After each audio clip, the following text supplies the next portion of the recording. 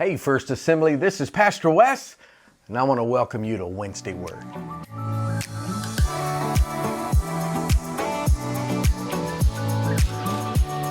Hey, so good to be with you today in this crazy weather we're having where it's 30 degrees in the morning and 70 in the afternoon, and you don't know if you need winter coat or short sleeve shirts. But man, we're going to get into the Word of God, and I'm excited about this. Last time I was with you, we kind of started a new series called Enemies of the Heart, and it's based off of a book that was just so good. It was just so brilliant. And what makes this so powerful, what makes this whole idea so important to our lives is Proverbs 4:23 tells us this, that everything that we do flows from our hearts. Everything. And it's kind of hard sometimes. We say that verse, we quote that verse, we hear that verse, and we go, yeah, I know. But when you really understand that all of my actions, my reactions, how I process pain or struggle, all gets filtered through my heart.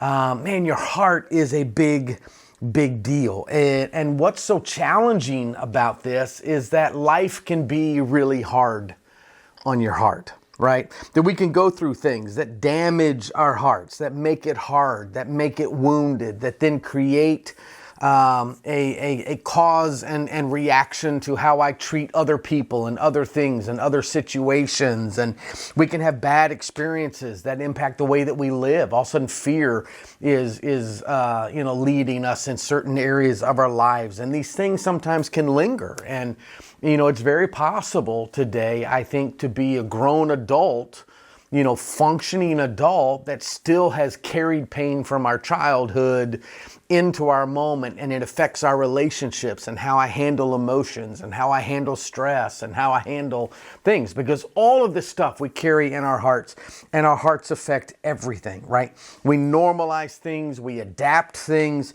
our lives change, and sometimes we don't realize how we've changed. You just kind of one day just catch yourself and you think, I used to laugh more than I laugh, or I used to sing, around the house. I'm like a hummer. I'm like a shower singer, man. I'm always singing something or whatnot like that. And I can tell, like, sometimes when I haven't sang, I'm not singing, I'm like, what am I feeling? What's going on? Is there something going on in my life, my spirit? And so I asked you this question 2 weeks ago. How is your heart? And I think we tend to think that as long as the things are good, I must be good, right? As long as things are going good, I must be good. And I don't always think that's the case. I can be doing well and be dog tired, right? And so many of us grew up learning, I say learning because we were taught this, I think, how to modify our behavior to avoid pain. As a child, if mom said, don't get the cookies, and you went in and got the cookies and mom smacked your hand and it hurt, and you're like, well, I don't want to have my hand smacked, and so I'm not going to go get the cookies again. And so we learn how to modify our behavior based on what we're experiencing, and we carry this into our adulthood. We do something and our spouse gets upset, your boyfriend, girlfriend gets upset. And so we learn what to do and what not to do. As a husband, I learned flowers are good. Throwing live snakes on windshields of vehicles your wife is sitting in, bad. And I learned that. And so there are certain things we're going to say and certain things that we won't say. Because of ramifications. And I think throughout our lives, we kind of deal with this to some degree. But the struggle with modified behavior is this, that while we train ourselves to get right actions, if it isn't from the heart, these things can still come up in our life, and they will eventually spill out here or there. Nothing ever really stays in the box you put it in. Just things spread and things grow and things become. And so it will work its way into your words, and it will work its way into your actions. And that is why we sometimes can surprise ourselves. Driving down the road, somebody cuts you off in traffic, and you say something you just didn't think you would say, or I haven't been that angry and I don't remember the last time. You've always been able to control your tongue and whatnot, but there was a time in a moment at work or at home, you didn't, and it slipped out, and you said things you didn't mean, or you said it in a way you didn't want to say it. And we can spend so much time trying to fix the issues or address the symptoms, but not always deal with the real problem, not always deal with the truer or the deeper thing.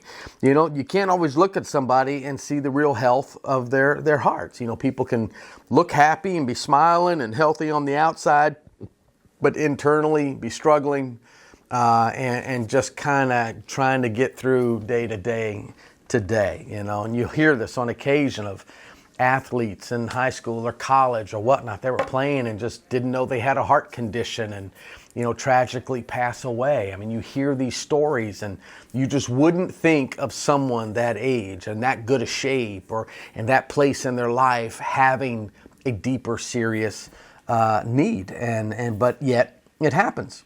And often, we have a heart issue that we don't know. There aren't always symptoms, or they seem to be unrelated, to us. Like physically, there will be symptoms, but if you don't pay attention, you can kind of misread stuff and not understand. I was type 1 diabetic, and apparently since I was a child. And so I can remember being a kid and waking up in the morning and not eating breakfast because I'd just never been a big breakfast person. And, 11 or 12 o'clock, I noticed I had the shakes, and I would just drink some Coke or something and feel better and get back to being a kid. And I didn't know. I didn't know what was going on. I didn't know what was happening, in my body. And I just assumed everyone felt like this. Everyone experienced this. So you don't always know. And I think the same can be true spiritually as well. Like when you read through the scriptures, you can see that this is true spiritually in our lives, that our hearts can love greatly. We can also hate deeply. That they can be full of wonderful things, but they can also be full of very ugly things, and in our lives, we have probably experienced all of that. I read an illustration and I read this and reminded me of going to my grandmother's house where she had a pear tree out in her yard. And, you can have a pear tree in the yard and every year it's going to grow pears. That's what it does. And if you go out there at the right time where they've kind of ripened and they fall to the ground, if they're not, picked up and used, they kind of sit there and they kind of get soggy and again, not a problem until you go walking out in the yard and then you step on pears with your shoes and you get it on your bottom of your shoe, or you're out there with your bare feet and you step on it, squishes through your toes or something. It was kind of, gross. And then you kind of run to the house and you bring it to the house, and when you go out mowing the grass, you're kind of hitting the pears that aren't squishy yet and shooting them out the side of the mower and hitting cars and small children and cats and stuff. I mean, it's just all of these things are going on, and the ones that aren't rotten enough draw bugs and bees. And I can remember being a kid at my grandmother's house and bees just all over the ground trying to get to the pear. And so once in a while you kind of go out, get a bucket, pick up all the pears on the ground, so we remove them, so we're not mowing them and we're not stepping on them, and there aren't bees that we got to worry about being stung on. And the thing is, that solves the problem for a little bit. Like when you pick them off the ground, that solves the problem of the pears on the ground, but it doesn't really address the pears that are in the tree, because what's going to happen is more are going to fall, and you're going to have to deal with it again and again and again, and you'll do this every season. Right? And so what we do is we take the bucket and we go back out and try to pick up the pears again, because we don't want to have this. And so we keep picking them up. We keep apologizing to people for what we said or what we did, and we swear not to do it again, and we're going to change, and I think we mean it.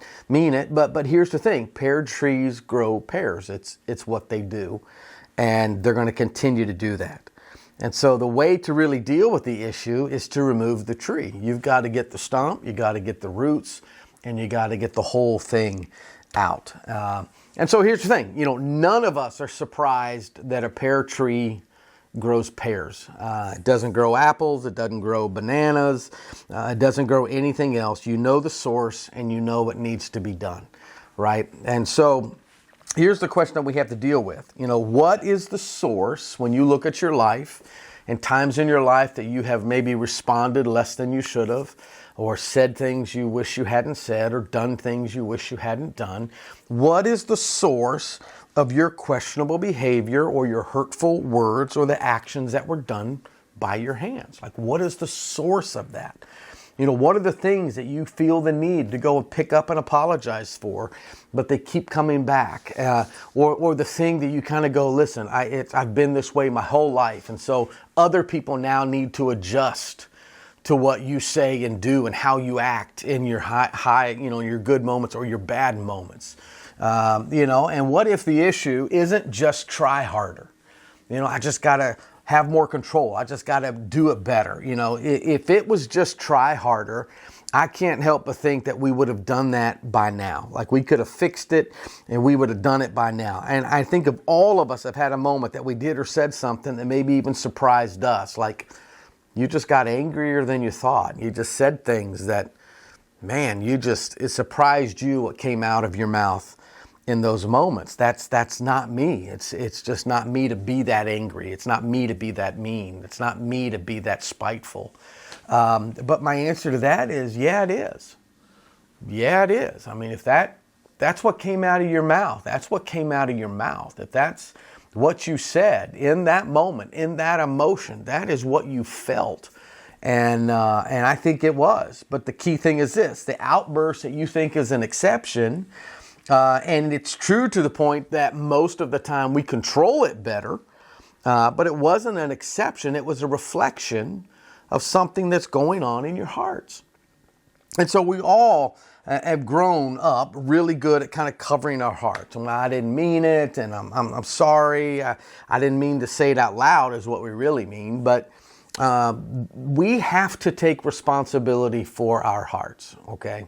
And I think this is just life-changing for us when we do. When I begin to own what happens in my heart, that I can't use, I went through this and that made me angry, or I went through this and that's made me fearful.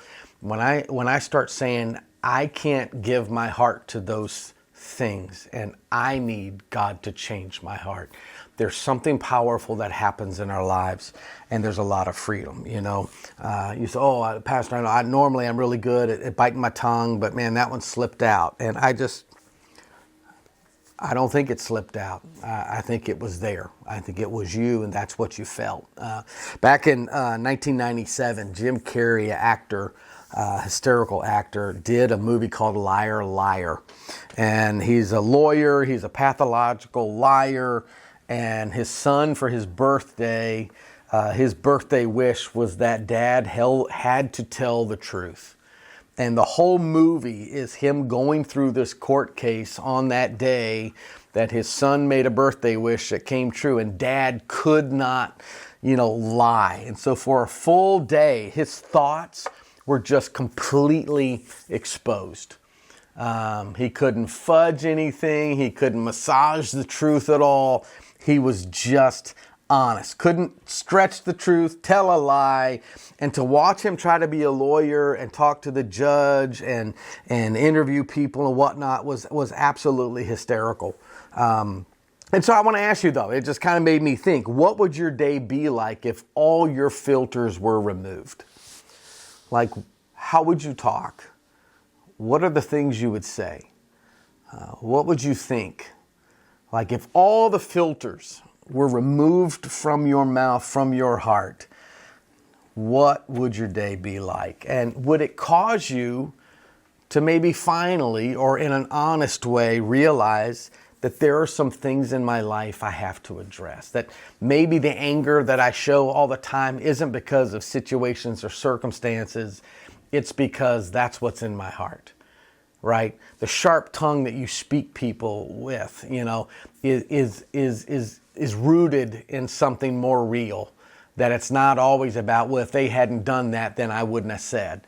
That maybe I got to own what's going on in my own heart. And it's not always just words. Sometimes it's the things we do. That, something that you see in somebody else's life that you would condemn and go, oh, I can't believe they talk to their spouse like that. I can't believe they would talk to their child like that in public. But when you see it in your life, it's not really me. I don't know where that came from. And I'm just tired. I'm just having a bad day, things we make excuses for in us that we don't show any grace to others who deal with it. And I think we can be really good at blaming the devil. Oh my gosh, we blame the devil for everything. And I think sometimes doing that just allows us to not feel responsibility about some things in our life. But here's my issue with that is when I read the word and I look through scripture, certainly sin entered the world, yes, but I think it always traces back to my heart and what I do with it and what I let in it. And is it wounded? Is it hurting? Is it filled? What's it filled with? And everything flows out of my heart. And I get it because no one wants to think there's something wrong with them. No one ever wants to go, you know what? I just got a problem and I feel great about it. We all want to feel good. We all want to feel normal. And it's always going to be easier to blame somebody else. No one is perfect. But hear me when I say this, pear trees are always going to grow pears. They're just always going to grow pears. And there are some things that I think we normalize or allow in our lives that influence us that need to be addressed and dug out because it's wounding your heart. And when it wounds your heart, it's going to wound people close to you. Right? And so if I'm someone who always makes excuses for myself, I won't change. I always blame somebody else. And that makes me not have to change or address some things. And you will find yourself dealing with the same issue over and over and over again. And yet I can be somebody who beats myself up, a lot. I tend to be pretty hard on myself and whatnot. And, where's the line? Where is the spiritual health in it all? Because you're human. And so I think I have to deal with my humanity, but I don't ever want to make excuses for struggle or failure, and we can do this. None of us are perfect and we can be hard on ourselves, but sometimes, I don't think we're tough enough on ourselves and we make too many excuses and I always have somebody to blame. So how do we balance this? How do I find, instead of me just saying, well, it's not me at all, I only did those things, said those things because of what they said or did, and, beating yourself up to where you're never, growing or changing, and we can sometimes be really hard. And I remember one morning I was talking to Steph, and I said something about Ashton, and it wasn't bad, but he was in his room and he heard his name, and he comes out and he says to us, hey, am I catching strays out here? And I was like, first of all, I don't even know what that means, But what he meant was this: are y'all talking about me? Are y'all talking about me? And here's the thing: that when we have things in our heart, it's those that are closest to us that are going to catch the strays, right? They're the ones that are going to feel our weak moments and have to deal with the pears on the ground in their lives. Proverbs 4:23 says, above all else, guard your heart, for everything you do flows from it. And he's not talking about guarding your heart to keep some stuff from getting out. He's talking about guarding your heart so that it doesn't get in there to start.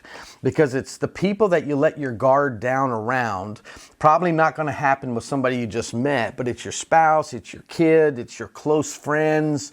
Those are the ones who kind of catch the strays, so to speak. It's the athlete that looks healthy but has a hidden issue that collapses in his life. And haven't we all seen home situations like this where a family looks like they're perfect? Now, man, they just every Sunday they show up and they're all dressed right and they just look right.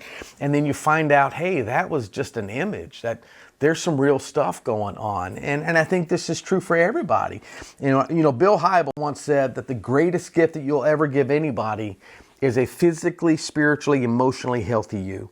And then he goes on to talk about how we focus so much on the physical, doing the right things, looking the right way, image driven. And then we focus a lot on the spiritual side of things. And I want to read my Bible, I want to pray, I want to go to church. And we check that box. He said, but you ignore the emotional aspect of your life. And it's like running your car engine with no oil in it, that it may not break down today, but if you do that long enough, it's going to catch up with you, and there's going to be a breakdown. And this is why you see people sometimes that look great on the outside, and all of a sudden stuff just blows up because things break down that you couldn't see. The heart is such a powerful thing. You know, there's this old saying, it's bad grammar, but it's true, that says we hurt the most who we love the most. And there's a solution to that, and it's not an easy one. And the solution is this: we need to change. We need to grow. We need to become. And in Christ we can, and it has to happen from the inside out. That our words and our actions are just a gauge of what's going on in our hearts. And transformation that sticks, right? Not just I came to the altar and I cried and I prayed and I did good for a couple of weeks and then I went back to what I was. Transformation that sticks always happens in the heart. It happens internally. You know, with rules and punishments, we can get people to act differently, but it's still acting. It's playing a role. And that's not going to be the thing that lasts, right? We can do it with great intentions and we can do it for a while, but eventually we're going to stumble and then stumble and then we're good and then we stumble. And versus when the heart changes, victory comes and takes residence. Right, so this isn't something new, but so often to keep a main thing, we set up a secondary thing. Well, I don't want to do that, so I'm not going to do this anymore. And this kind of things you see in the Old Testament, where, you know, in the Old Testament, God gave them the 10 Commandments. And by the time you get to the New Testament, there's over 630 rules that people have come up with to try to keep the 10. So we start to legislate holiness and try to do it by rules and various things like that. And that comes from the tradition of the elders, right? Their whole purpose was to keep the Jewish people from breaking one of the original commands. So they come up with 630 other things and all sorts of rules. But the struggle is this, that a rule over time treated these traditions equal to the 10. So all of a sudden the 630 kind of became at the same level as the 10 that God gave. Right? And so when Jesus shows up and he's not really honoring these 630 rules, and the Pharisees and the Sadducees, they kind of get all worked up. But because Jesus didn't follow man-made rules, they were constantly trying to say that he was disregarding the law. And you can read about one case in Matthew 15. Jesus doesn't wash his hands before he eats. Now the Pharisees and the Sadducees and my mama would have been upset with that one, right? But it wasn't required by Mosaic law, but they had made it a standard of righteousness. Like if you don't do this, there's sin in your heart. And Jesus is like, that's crazy. They're treating it like the 10 Commandments. Matthew 15, 1-3. Then some of the Pharisees and the teachers of the law came to Jesus from Jerusalem and asked, "Why do your disciples break the tradition of the elders? They don't wash their hands before they eat." Jesus replied, "Why do you break the command of God for the sake of your tradition?" Like this man heals the sick, he calms the seas, and they're a mess because he doesn't wash his hands.